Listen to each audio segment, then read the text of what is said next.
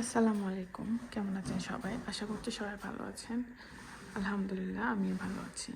তো আজকে আপনাদেরকে দেখাবো সাউথ কোরিয়াতে বানজিহা যেগুলোকে বলে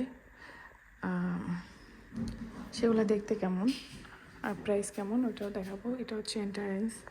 এটা একটা আমার খালি বাসা, আমার পাশের বাসায়। তো এই যে এটা ঢুকতে এদিকে একটা রুম, এদিকে একটা রুম। এটা হচ্ছে মাস্টার বেড বলা যায়, ছোটো ফ্যামিলির জন্য একদম। এটা হচ্ছে জানালা, আর এটা হচ্ছে হিটার, লাইট দেওয়া যায়।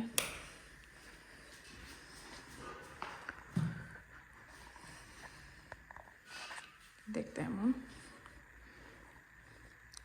বেশ ভালোই ফার্নিচার এবং বেড জায়গা হবে। আর এই সাইডটা হচ্ছে কিচেন।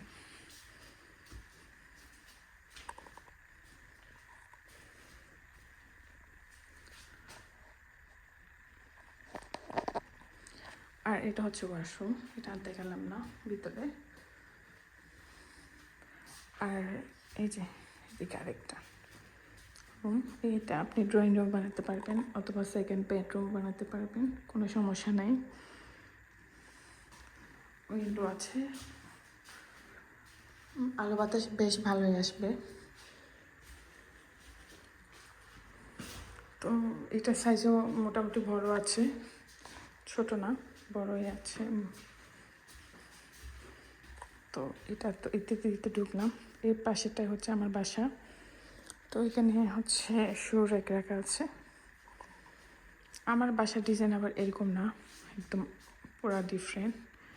তো এটা খালি হয়ে পড়ে আছে অনেক দিন যাবত, ভাড়া হচ্ছে না।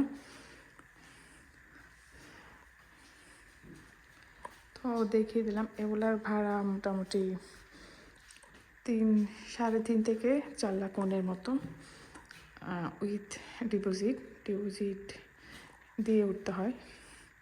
তো ডিপোজিটও মোটামুটি এমনই 5 লাখ, 5 মিলিয়ন অথবা 5 or 10 মিলিয়ন, এটা আসলে বাড়ির মালিকের উপর ডিপেন্ড করে। তো আমার বাসাটা হচ্ছে অন্য ডিজাইনের, কিন্তু আমার পাশের বাসা একদম খালি।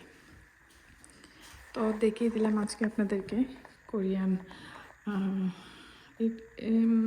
বানজিহাগুলো দেখতে কেমন হয়। তো আশা করছি ভালো লেগেছে আপনাদের এই ভিডিওটা। আল্লাহ হাফিজ। এটা হচ্ছে আমার বাসা, পাশেরটা।